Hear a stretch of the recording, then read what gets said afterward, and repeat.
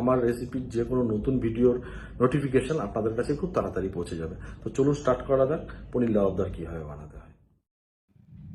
আমি এখানে একটা গোটা পেঁয়াজ নিয়ে নিয়েছি। পেঁয়াজটাকে কাটছি। এটাকে রাফলি চপড করব আমি পেঁয়াজটাকে। এই কারণেই রাফলি চপড করছি, কারণ এটা দিয়ে আমি গ্রেভি বানাবো। তো আপনি চাইলে যেরকমভাবে স্লাইসভাবে বড় বড় করেও কাটতে পারেন, কেন এটা মেনলি আমরা গ্রেভির জন্য ইউজ করব। এই জন্য পেঁয়াজটাকে আমি এভাবে কেটে নিচ্ছি। মোটামুটি গ্রেভি বানাতে যেসব ইনগ্রিডিয়েন্টসগুলো দরকার হয় আমি সবগুলো এখানে দেখাবো। দেখুন, একটা রেসিপি বানাতে গেলে তাকে অনেকটা ভালোবেসে তৈরি করতে হয় এবং তার পিছনে অনেকটা খাটনিও আছে, এবং গ্রেভিটা ভালো না হলে কিন্তু আপনার রেসিপিটা ভালো হবে না। তো আমি গ্রেভির জন্য আবার কি নিয়ে নিয়েছি, টমেটোও নিয়ে নিয়েছি। টমেটোটাকে আমি রাফলি চপ করে নিচ্ছি ভালো করে। তো যেহেতু গ্রেভি বানাবো, আমি বারবারই একটা কথাই বলছি, এটাকে আমি রাফলি চপ করছি গ্রেভির জন্য। এটা রাফলি চপড হয়ে গেছে। এবার গ্রেভিতে আমি আর কী কী ইনগ্রিডিয়েন্টস ইউজ করবো ফার্স্ট টাইম গ্রেভিটা বানানোর জন্য, সেই ইনগ্রিডিয়েন্টসগুলোকে আমি এখানে দেখাচ্ছি এক এক করে। প্রথমে আমি একটা কড়াই নিলাম, তাতে আমি তেল দিয়ে দিচ্ছি। কড়াইটাকে অবশ্যই ভালো করে গরম করে নেবেন এবং তেলটাকেও ভালো করে গরম হতে দেওয়া উচিত। এরপর যে ইনগ্রিডিয়েন্টসগুলো আমরা একের পর এক ঢালবো, সেগুলো আমরা পার্ট বাই পার্ট আসছি। এটা একটা দারুণ রেসিপি এবং একটা সুস্বাদু রেসিপি, এবং কিছু কিছু সিক্রেট ইনগ্রিডিয়েন্টসও আমি এখানে ইউজ করেছি। তো স্কিপ না করে অবশ্যই দেখতে থাকুন, তাহলে বুঝতে পারবেন আমি এখানে কী কী ইনগ্রিডিয়েন্টস ইউজ করেছি। তো ফার্স্ট আমি নিয়ে নিলাম গিয়ে হচ্ছে বড় আমরা যে কাশ্মীরি চিলিগুলো হয়, সেই ড্রাই চিলিটা আমি নিয়ে নিয়েছি এখানে। দুটো আমি এখানে ইউজ করেছি। আর নিয়ে নিলাম 4-5টা সবুজ এলাচ, তার সঙ্গে সামান্য একটু দারচিনি। এটাকে আমি একটু হালকা ফোড়ন দিয়ে নেব। তো দারচিনি দিয়ে দিলাম এর মধ্যে, এবং এর মধ্যে তেজপাতাও দেবো আমি এর মধ্যে। তো এগুলো আমি একের পর এক ইউজ করছি, গোটা মশলা যেগুলো আছে এটার মধ্যে দিচ্ছি, যাতে গ্রেভিটা আমার দারুণ একটা টেস্টি হয়। তো বারবারই বলছি, এর মধ্যে কিন্তু আমি কিছু সিক্রেট মশলা ইউজ করেছি, সেগুলো আপনারা দেখবেন। এর মধ্যে দিয়ে দিলাম আমি জিঞ্জার এবং গার্লিক, মানে আদা এবং রসুনের স্লাইস করে এর মধ্যে আমি দিয়ে দিলাম সুন্দর করে।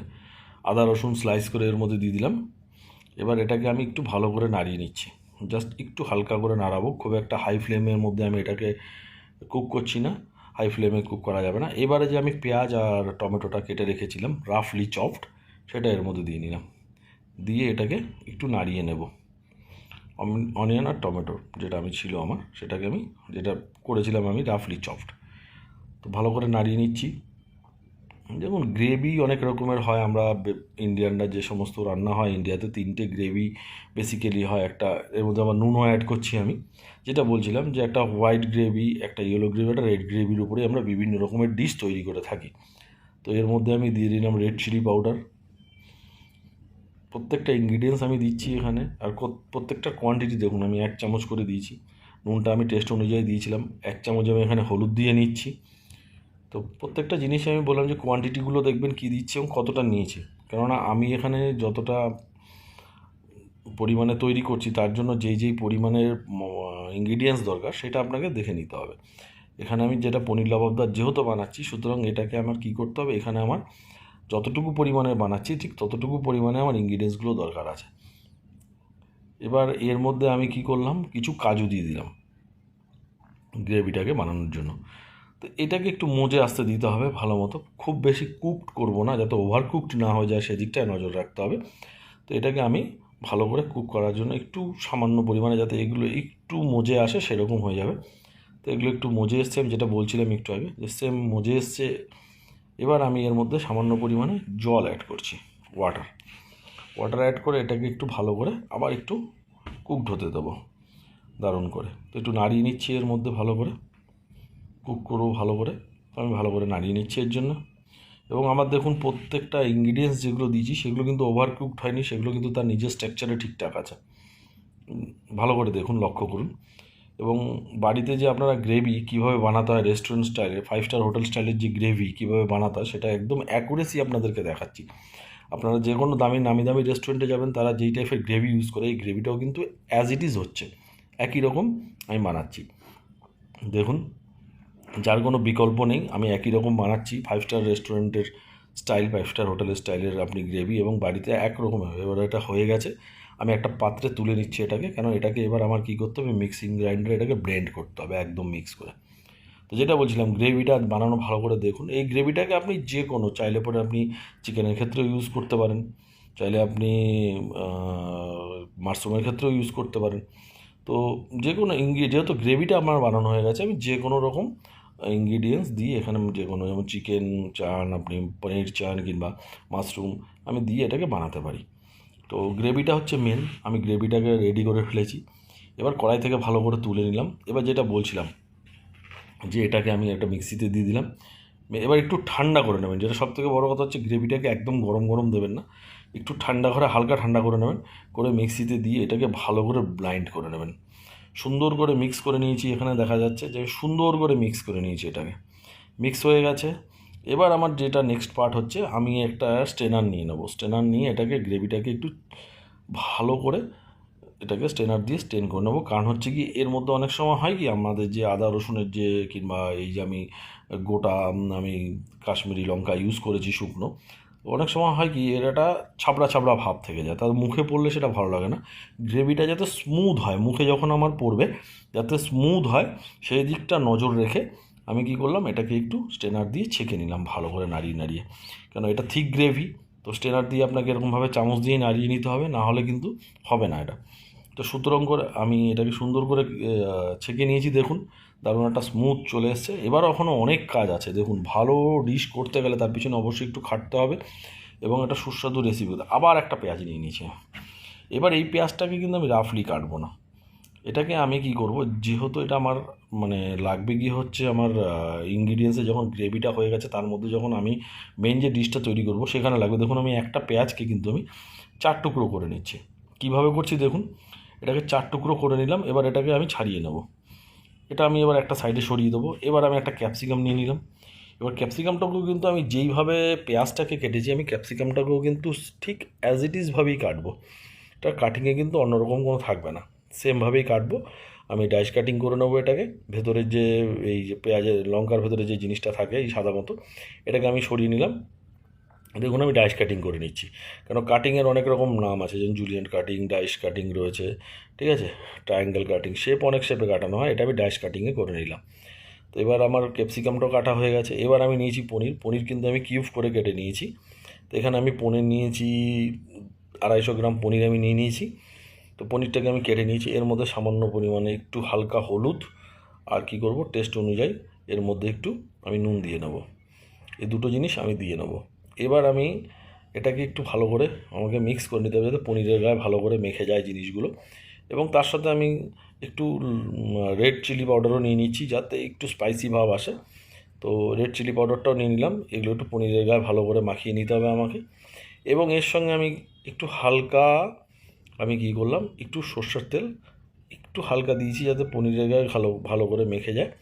এবং আমি আর নিয়ে নিলাম পেঁয়াজ আর ক্যাপসিকাম যেটা কেটেছিলাম, সেটাকেও এর মধ্যে আমি অ্যাড করে নিলাম। এবার এটাকে আমি ভালো করে একটু হাত দিয়ে হালকা হালকা করে মাখবো, নাহলে কিন্তু পনিরটা ভেঙে যাবে। সেদিকটা কিন্তু আমাদের নজর রাখতে হবে, যাতে পনিরটা ভেঙে না যায়, সেদিকে অবশ্যই আমাদের নজর রাখতে হবে। এবার আমি হালকা করে মিক্স করে এটাকে নিচ্ছি সুন্দর করে। এবার বারবারই বলছি একটা নজর রাখতে, যে পনিরটা যাতে ভেঙে না যায়। অনেকে চায় যে, অনেকে কী করে পনিরটাকে একটু ফ্রাই করে নেয়, সেক্ষেত্রে কী হয়, পনিরটা একটু সিঙ্ক করে যায়। আর সিঙ্ক করে গেলে সেটাকে কী করবেন, একটু হালকা জল, গরম জল করে তার মধ্যে একটু সামান্য নুন দিয়ে ওর মধ্যে পনিরটা দিয়ে দেবেন, দেখবেন পনিরটা ঠিক হয়ে যাবে। এবার আমি কড়াই নিয়েছি, কড়াইতে তেল দিয়ে নিলাম, তেলটাকে গরম হতে দেবো। এবার আমার যে পনির আর আমার যে ক্যাপসিকাম আর পেঁয়াজ আমি যেগুলোকে মাখিয়েছিলাম সুন্দর করে, একটা মেরিনেশন করে রেখে দিয়েছিলাম, সেই মেরিনেশনটাকে এবার কাজে লাগাবো। আমি কড়াইয়ের মধ্যে দিয়ে দিলাম, দিয়ে আমি নাড়িয়ে নিচ্ছি সুন্দর করে। এটাকে একটু ভাজা ভাজা হতে দেবো, খুব বেশি না, হালকা একটু ভেজে ভেজে নেবো, আমি ভেজে তুলে নেবো হালকা, যাতে পেঁয়াজের স্ট্রাকচারটাও ঠিক থাকে, ক্যাপসিকামের স্ট্রাকচারটাও ঠিক থাকে, পনিরের স্ট্রাকচারটাও ঠিক থাকে। বেশি ভাজা হয়ে গেলে, ওভার কুকড হয়ে গেলে খেতে ভালো লাগবে না।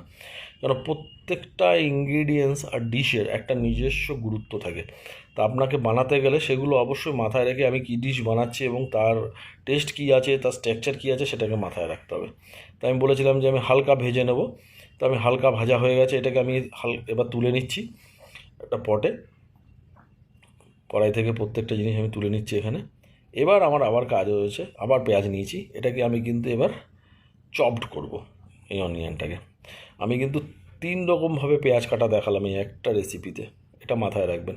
দেখুন, একটা রেসিপির পিছনে আপনাকে কতটা খাটতে হয় একটা ভালো রেসিপি করতে গেলে বাড়িতে। আর ইন্ডিয়ান রেসিপি মানে একটু সময় সাপেক্ষ, চাইনিজ রেসিপির মতো চটজলদি এগুলো বানিয়ে ফেলা যায় না। সুতরাং আপনাকে মাথায় রাখতে হবে যে এখানে কীভাবে আমি পেঁয়াজ কেটেছি। আমি কী বললাম যে কিছু সিক্রেট মশলাও আছে এবং কিছু সিক্রেট কাটিং চপিংও রয়েছে এর মধ্যে। তো আমি এটাকে ফাইন চপড করে কেটে নেবো পেঁয়াজগুলোকে, সুন্দর করে একদম চিরি করে, একদম ছোটো ছোটো করে পেঁয়াজগুলোকে ফাইন চপড করে নেবো আমি। এটা বারবারই বললাম 3 রকমের পেঁয়াজ কিন্তু আমি এখানে কাটা দেখিয়েছি। সুতরাং মাথায় রাখবেন যে এই গ্রেভিটা বানাতে গেলে, এই ডিশটা বানাতে গেলে আপনাকে 3 রকম কাটিং করতে হবে। টমেটোটাকেও আমি ঠিক ওই সেমভাবেই ফাইন চপড করব, ফাইন চপড করে কাটবো। তো আমি আবার একটা টমেটো নিয়ে নিয়েছি, যেটাকে আমি ফাইন চপড করার জন্য কাটবো। তো কন্টিনিউয়াসলি আমি কাটিংটা দেখিয়ে যাচ্ছি আপনাদেরকে, এই জন্যই যে আপনাদের হয়তো অনেকের মাথায় না থাকতে পারে যে যেহেতু যখন দেখবেন আমার চ্যানেলটা দেখে আপনারা যখন রেসিপিটা বানাতে যাবেন তখন দেখবেন যে হয়তো যে একই রকম কাটিং করেছেন সেভাবেই বানিয়ে দিচ্ছেন, বলে কীভাবে কী বানালাম, ডিশটা ঠিক মতো ডিশটা রেডিও হলো না, ঠিকঠাক টেস্টও আসলো না। তো এটাকে আমি ফাইন চপড করে নিয়েছি টমেটোটাকে। এবার একটা ননস্টিকি কড়াই নিয়ে নিয়েছি আমি। এবার কড়াইয়ের মধ্যে কী করব, ঘি দিয়ে নিলাম শ্রদ্ধা অনুসারে। তো ঘি ইউজ করছি, এর মধ্যে ঘি দিয়ে দিলাম। আপনারা চাইলে অয়েলও বানাতে পারেন, তবে ঘিতে টেস্টটা ভালো আসবে। এটা অপশনাল, আপনাকে কম্পালসারি নেই যে আপনাকে ঘি ইউজ করতে হবে। তো এর মধ্যে আমি দিয়ে দিলাম যেটা হচ্ছে গিয়ে গোটা জিরে, ফোড়নের জন্য আমি দিয়ে নিলাম গোটা জিরে এর মধ্যে। এবং গোটা জিরেটা দেওয়া মতো একটু ফেনা টাইপ দিয়ে একটু ফোটা শুরু হয়েছে, আমি এটাকে একটু হালকা নাড়িয়ে নিচ্ছি। এবং আমি যে গ্যাসে রান্না করছি সেটাকে মিডিয়াম আমি ফ্লেমে রেখেছি গ্যাসটাকে, খুব হাই ফ্লেম দেবেন না, কারণ এগুলো পুড়ে যাওয়ার ব্যাপার থাকে। তো মিডিয়াম ফ্লেম দিয়ে আমি দিয়ে নিলাম। এর মধ্যে আমি যেটা ইউজ করছি আমার গার্লিক চপড, আমি এর মধ্যে দিয়ে নিলাম।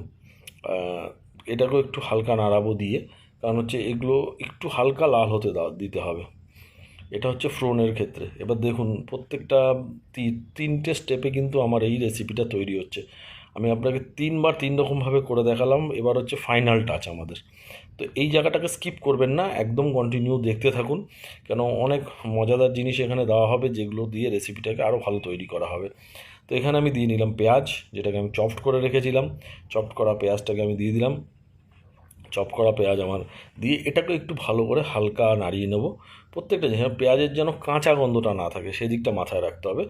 আমরা যারা কুক করি অনেক সময় হয় যে খুব তাড়াহুড়ো করে রান্না করে ফেলি, সেই ক্ষেত্রে আমি যে স্পাইসগুলো ইউজ করেছি, কিংবা যে এখানে আমি হালকা দিয়ে নিলাম একটু ক্যাপসিকাম আমি চপড করে রেখেছিলাম টেস্টের জন্য, আমি সেটাও দিয়ে নিলাম। আর দিয়ে নিলাম আমার গ্রিন চিলি মানে কাঁচা লঙ্কা, সেটাকেও চপড করে দিলাম এর মধ্যে একটু ঝালের জন্য সামান্য পরিমাণ। তো এটাকে একটু ভালো করে নাড়িয়ে নেবো। আমি বারবারই বলছি যে প্রত্যেকটা ইনগ্রিডিয়েন্টসের জন্য কাঁচা যে গন্ধটা থাকে সেটা যখন আমরা কষাবো ফাইনাল টাচের সময় যখন কষাচ্ছি এখন, তো এখানে আমাকে খেয়াল রাখতে হবে যে প্রত্যেকটা আমি ইনগ্রিডিয়েন্টস যেগুলো দিয়েছি সেগুলো যেন প্রপার কুকড হয়, রান্না হয়ে যায়। এবার আমি এর মধ্যে হালকা দিয়ে নিলাম রেড চিলি, আর দেবো কি হচ্ছে কোরিয়েন্ডার পাউডার, আর দেবো কি হচ্ছে জিরের গুঁড়ো। এগুলো আমি দিয়ে নেবো এর মধ্যে।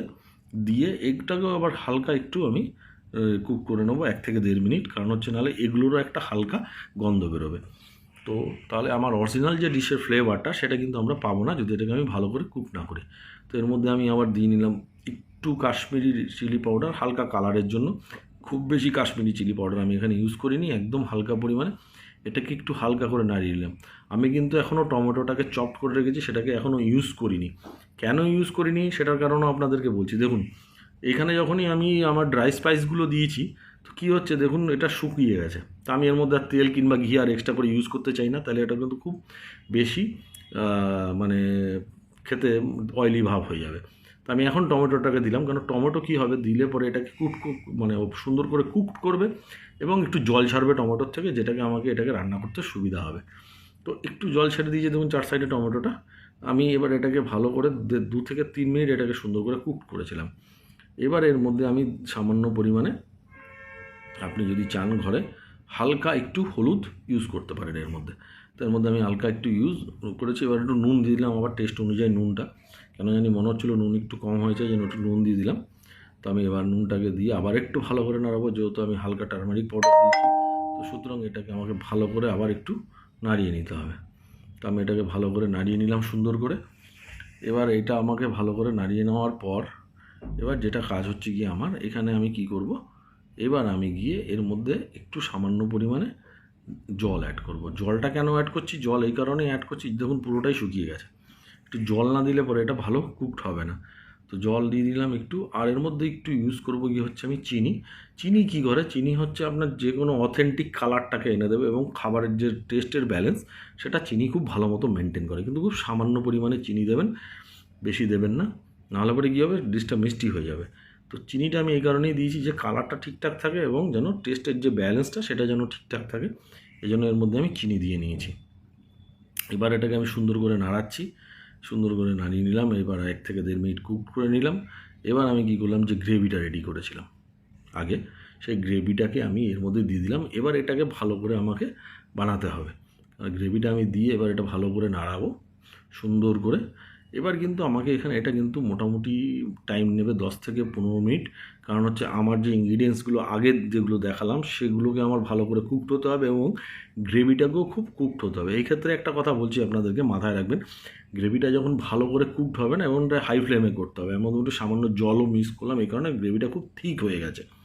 তো যেই কথাটা বলছিলাম যে গ্রেভিটা যখন দেখবেন খুব ভালো কুকড হচ্ছে না, এটা খুব ফোটে গ্রেভিটা, আর গ্রেভি ফুটলে গায়ের দিকে ছুটে আসে। এই জন্য মাঝে মাঝে এটাকে ঢাকা দিয়ে রাখবেন, ঢাকা দেবেন, আর মাঝে মাঝে দেখবেন যে গ্রেভিটা কীরকম কতটা কী হলো। আর যখন দেখবেন তখন ওটাকে একটু আগুনের যে ফ্লেমটা আছে ওটাকে লো করে দেবেন, কারণ নাহলে গ্রেভিগুলো গায়ে খুব ছুটে আসছে, গায়ের দিকে ছুটে আসে। এই যে আমার গ্রেভি খুব ফুটছে দেখতে পাচ্ছেন, যে কথাটা বলছিলাম, যে যখনই মোটামুটি কুকড হয়ে আসবে ভালো, তখন দেখবেন এটা ফোটা শুরু করে দেবে ভালো। এবং এটাকে আমি আরেকটু থিক করব, কারণ হচ্ছে কি গ্রেভিটা একটু পাতলা রয়েছে এখনও দেখা যাচ্ছে। তো এটা আরেকটু থিক করব। থিক করে আমি কী করব, পনিরগুলো যেগুলো আমি পনির, ক্যাপসিকাম আর পেঁয়াজ যেটাকে আমি ভেজে রেখেছিলাম এর মধ্যে দিয়ে দিলাম। দিয়ে এটাকে একটু কুক করবো যেন প্রত্যেকটা জিনিসের মধ্যে মশলাগুলো ভালো মতো ঢোকে, সেই দিকটা নজর রেখে এটাকে আমি একটু ভালো করে কুক করব। তো এটাকে আমি 5 থেকে 7 মিনিট আরও ভালো করে ফুটতে দেবো। এবার ফোটা হয়ে গেলে এর মধ্যে সামান্য পরিমাণে একটু বাটার অ্যাড করব। ইন্ডিয়ান রেসিপি মানে একটু ঘি আর বাটার, এই দুটো তো কম্পালসারি, আর হচ্ছে ফ্রেশ ক্রিম।